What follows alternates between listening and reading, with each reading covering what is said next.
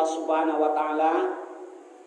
Pada malam ini saya ingin mengucapkan selamat dulu kepada anak-anak kami yang muda-muda.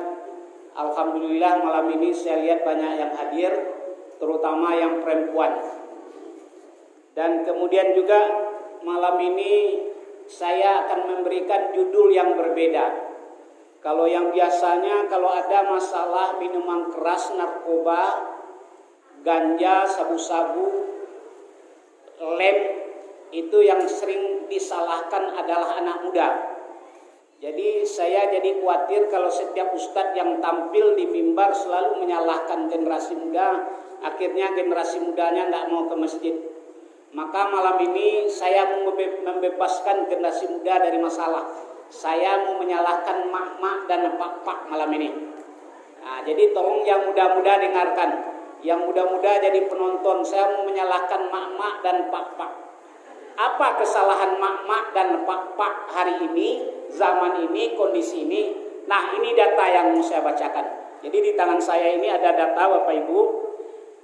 Minggu lalu saya berkonsultasi dan bercerita, berdiskusi dengan salah seorang penasihat agama di Kabupaten 50 Kota ini, penasihat perkawinan. Dari hasil diskusi itu Bapak Ibu, alangkah terkejutnya saya. Mungkin Bapak Ibu akan terkejut juga. Ternyata angka tingkat perceraian suami istri di 50 kota setiap bulannya rata-rata per kecamatan 4 pasang keluarga. Setiap bulannya bercerai di 50 kota itu di Pengadilan Negeri Agama Tanjung Pati maupun Kota Payakumbuh, dari 13 kecamatan itu rata-rata 4 pasang suami istri yang bercerai, yang diputuskan perceraiannya tiap bulan. Kalau kita kalikan untuk 13 kecamatan Bapak Ibu, maka 4 kali 13 ketemunya 52 pasang.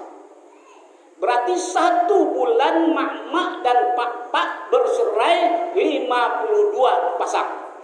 Nah, jadi itu anak-anak kami untuk diketahui ya. Yang kedua, kalau dikalikan setahun 12 bulan, maka 52 dikali 12 bulan ketemunya 624 pasang suami istri yang bercerai di Kabupaten 50 Kota. Saya lanjutkan Bapak Ibu, kalau kita ambil angka ini 5 tahun ke belakang, jadi artinya semenjak tahun 2015 sampai tahun 2020 ini, maka 624 dikali 5 tahun, maka jumlahnya yang bercerai 5 tahun ini adalah 3.120 pasang suami istri yang bercerai di Kabupaten 50 Kota. Bapak Ibu yang saya hormati, di Sumatera Barat ada 19 kabupaten kota. Ada 19 kabupaten kota. Seandainya kita sama ratakan saja dengan Kabupaten 50 Kota, maka Bapak Ibu sebanyak 3.120 untuk 5 tahun itu dikalikan 19 kabupaten kota, maka jumlah yang bercerai, yang menjadi duda, yang menjadi janda selama 5 tahun terakhir itu adalah 59.280 pasang keluarga. Ngeri kan Pak ya? Luar biasa angkanya. Sekarang kita berandai-andai Pak, kita ambil rata saja. 1 pasang keluarga mempunyai 3 orang anak.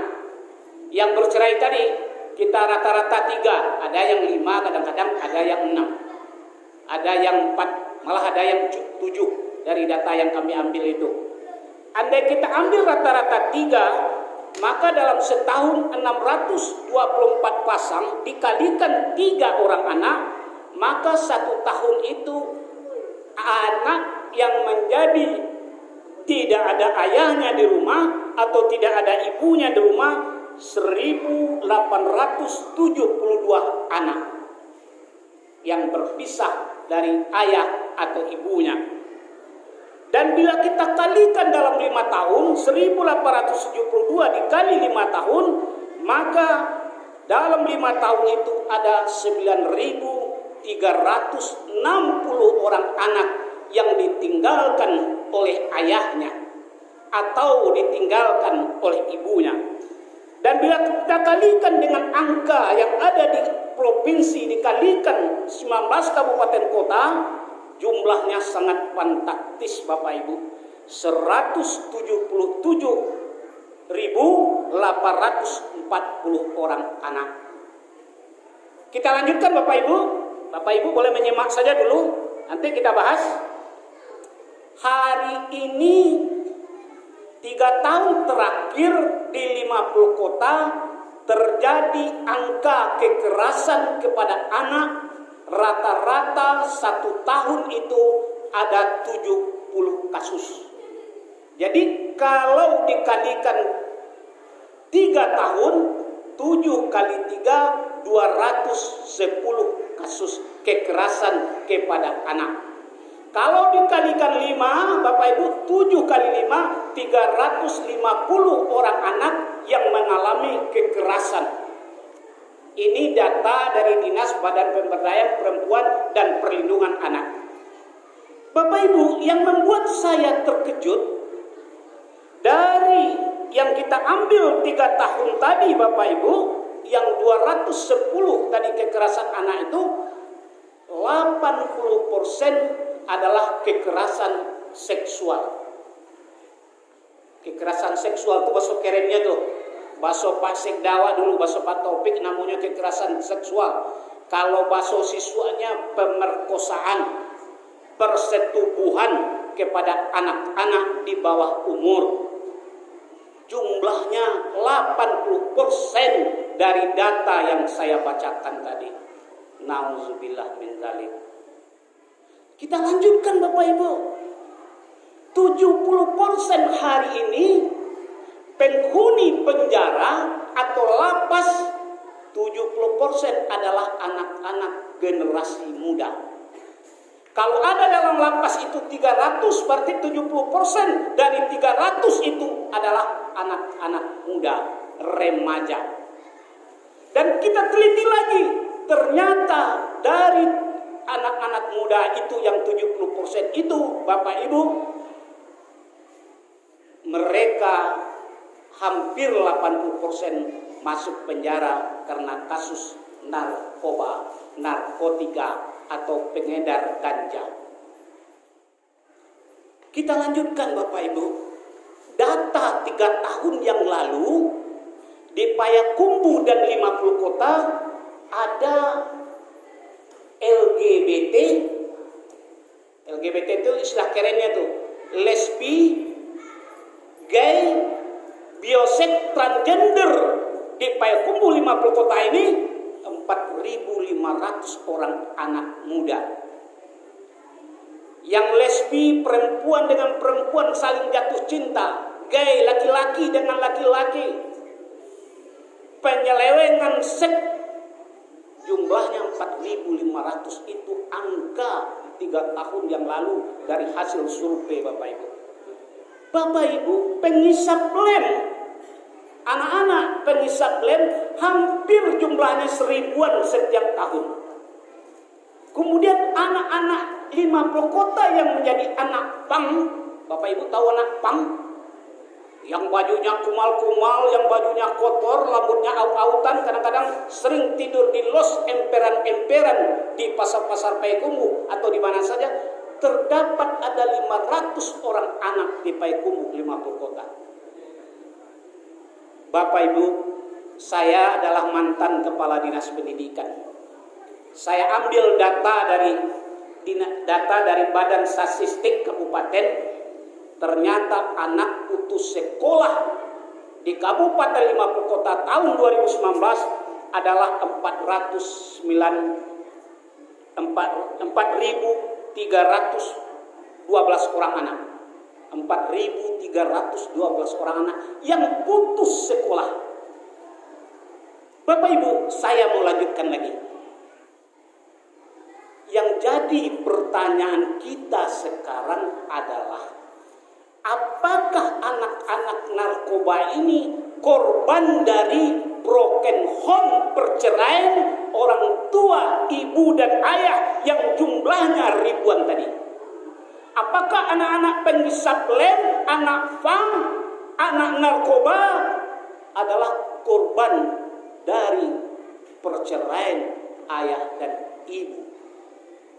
Apakah anak putus sekolah yang jumlahnya tahun 2019 itu 4.312 itu akibat dari bercerainya ayah dan ibu?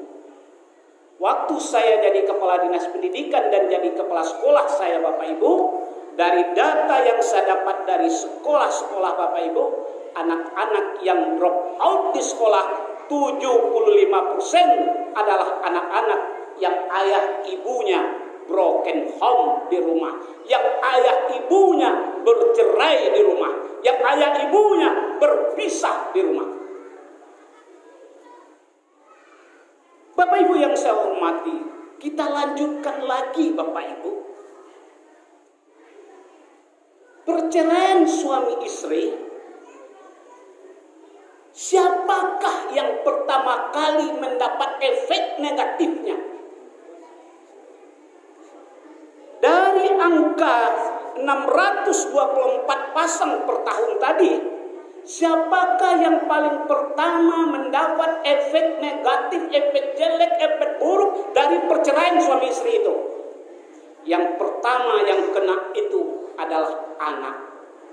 Bukan istri karena minta cerai suaminya, bukan suami karena minta cerai istrinya, tetapi efek yang paling buruk membuat anak shock, membuat anak rendah diri, membuat anak minder, membuat anak sedih sepanjang waktu adalah perceraian dari suami istri.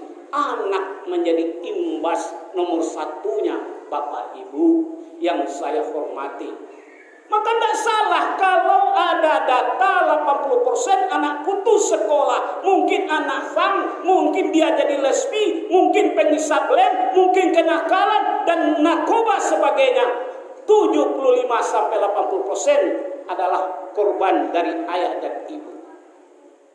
Makanya Bapak Ibu, saya kurang setuju Pak, kalau dalam setiap kesempatan kita selalu menyalahkan anak muda kita begini, generasi muda kita begini, anak-anak kita sekarang hari ini. Lihat dong ayah dan ibunya, perhatikan dong rumah tangganya. Ada 177, ada 177.000 yang menjadi akibat perceraian ayah dan ibu di rumah tangga di Sumatera Barat 5 tahun terakhir ini. Itu bukan jumlah yang sedikit Pak. Bukan jumlah yang kecil itu Bu. 3.120 untuk 5 tahun di 50 kota itu bukan angka kecil. Jangan dianggap remeh. Anak-anak yang di sekolah yang minder, yang murung, yang sering bolos, yang nakal, 80% disebabkan masalah ayah dan ibu di rumah tangga.